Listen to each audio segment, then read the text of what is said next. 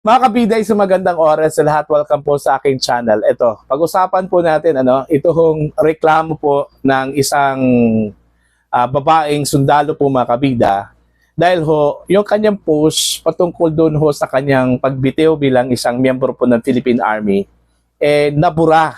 At hindi lang basta-basta nabura, kundi binura talaga daw mga kabida, doon ho sa kanyang wall, sa Facebook account po niya, na? Itong babaeng sundalo na ito, yung pangalan po niya kabida ay si Miss Lara Jane de la Cruz Giniling, Meron po siyang 11,000 followers at 9,100 posts. Okay? Yung kanya hong description ho dito mga kabida is Philippine Army, tapos sa baba po, licensed professional teacher.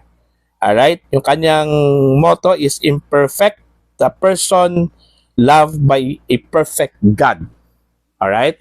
Yun yung kanya hong Facebook account ni Miss Lara Jane de la Cruz Giniling.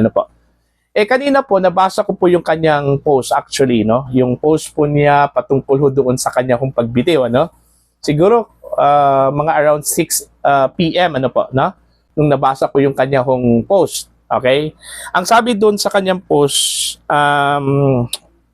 sa pagkakaalala ko lang po mga kabida, okay, may nakalagay kasi doon na signing off, okay?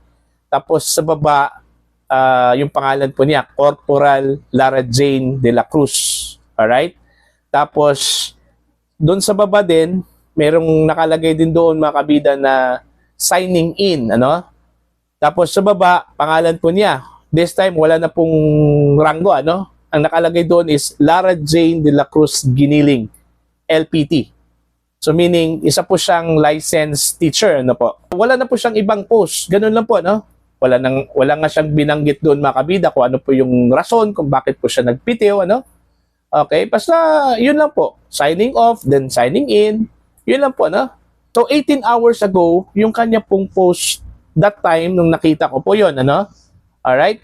Now, after siguro 2 hours, nung binalikan ko po yung kanyang post po mga kabida, okay, iniscan ko ulit, bigla hong nawala.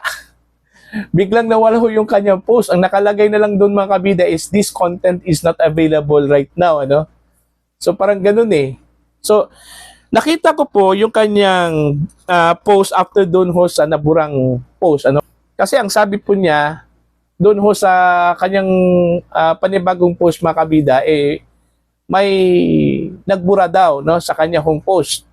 At binubura talaga yung kanyang post, Okay, babasahin ko po yung kanyang post 9 hours ago po ito. Pagkatapos na nabura yung kanyang post patungkol doon ho sa kanyang resignation. Ito yung kanyang post po mga kabida. Kumbaga, sinare lang po niya yung naburang post po niya, Ang sabi po niya dito is, please share. May mga hackers binubura post ko. Bilis ng reaction nyo. Pati talaga FB ng simpleng enlisted personnel pinanghihimasukan nyo. Parang ganun yung kanyang post. Tapos, yun po, binura daw ng mga hackers yung kanyang post patungkol doon ho sa kanyang pagbitiw bilang isang corporal po ng Philippine Army, mga kabida. Alright?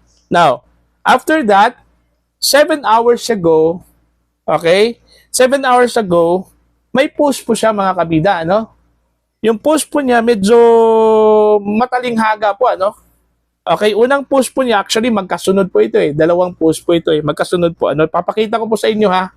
Alright, yan. Yung post po niya, sabi po niya dito una, many soldiers are with you all. They are silently fighting with you. Tapos may nakalagay mga kabida na heart na color green at saka flag. Okay? Tapos sa baba, their hearts are with the Filipino people. Okay? So yun yung unang post po niya. Tapos same time, 7 hours ago, magkasunod ito. This time, ang sabi po niya sa panibagong post po niya is, the heart of your soldiers are breaking. Do not lose hope on them. Tapos may nakalagay na naman pong colored green na heart. Tapos flag, Tapos they are still with you. Although wala po siyang binanggit na pangalan po dito, kung sino po ang tinutukoy po niya, no? Pero yun nga may hinala po ako baka po si VP Sara. Kasi ho, yung kanyang heart nga na pinost o nilagay po dito color green, ano?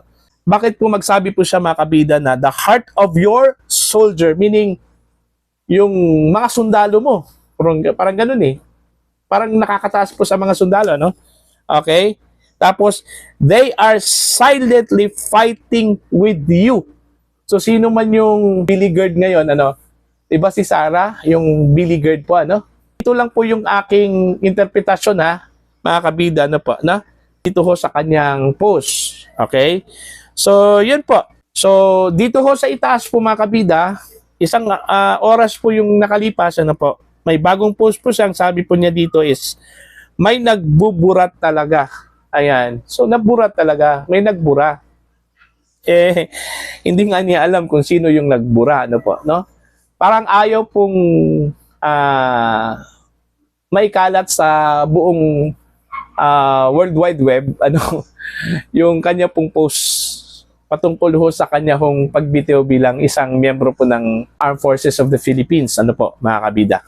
Okay? So, hindi pa natin batid kung ano ba talaga yung rason kung bakit po bigla hong nawala yung kanya hong post. Kung ito ba ay nabura accidentally or sinadyang binura, no? Okay? Ang binanggit lang po niya dito is binura daw ng mga hackers, ano po, no? Parang pilit pong binubura yung kanyang mga post, mga kabida, ano po, no? So, yun lang po. Ang punto ko lang po dito is may nagbitiw. Malinaw naman po, mga kabida, dun sa kanya kong previous post na nagbitiw talaga ito, ano? Okay? At pinili na lang po na maging isang teacher, ano? Okay?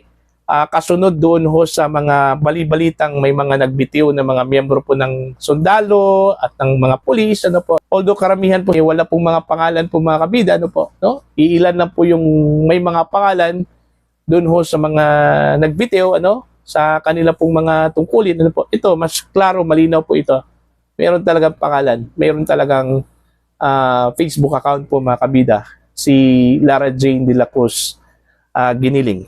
Eto, magbasa lang po tayo ng mga comments dito ho sa kanyang post na senior na nabura. Ano po? Ito po, no? Meron po siyang 973 reactions and then 67 comments and 302 shares. Okay? So dito ho sa mga comments po, mga kabida, magbasa lang po tayo. Ano po? Saludo kami sa iyo, ma'am. Okay? Salute, ma'am. Saludo sa inyo, ma'am. Saludo po ako sa inyo, ma'am, for the love of our country. Tapos, TY, ma'am, salute sa iyo. Salute to you. My full respect to all righteous soldiers. Thank you for your service, ma'am. Okay?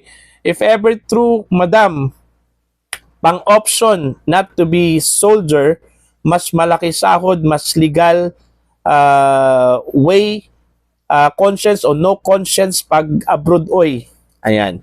Big salute to you, ma'am. Tapos, naka-green yung heart. Okay?